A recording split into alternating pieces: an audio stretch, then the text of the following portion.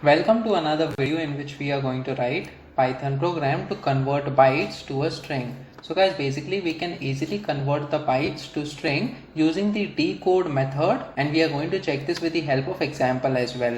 Now guys, we are going to take this example that we have the keyword that is yes and then followed by some bytes over here. So I'm going to simply copy this and we are going to convert it into the string using the decode method. So let us move to the VS Code over here. Now guys, what we will do is simply we have the print statement, and inside this, in order to represent the bytes, we have to use the B letter over here and then followed by double quotes, inside which we need to provide the bytes in this case. So let's say we have the string that is yes and then the bytes that are being represented in this format. And then guys, what we can do is after this double quote we can use dot, and then we have something called as decode function. So guys, over here we will be using the decode method, and inside this we will be providing the UTF-8. So basically this is the format into which we want to convert this bytes. So guys, this is a very simple way in order to convert the bytes into the string. Let me just save this file now and try running this code.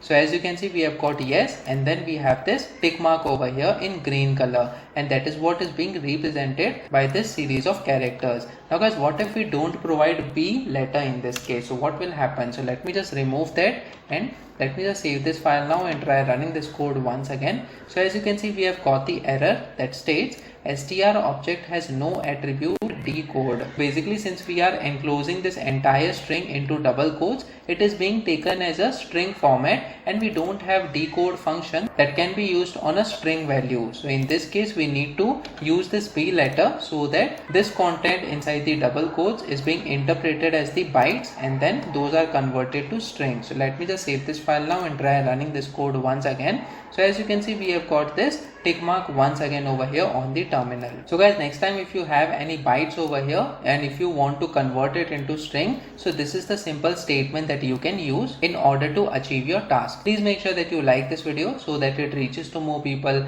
and subscribe to the channel so that you get the notifications on upcoming videos as well. The next video that we are going to talk about is Python program for string slicing examples. So stay tuned.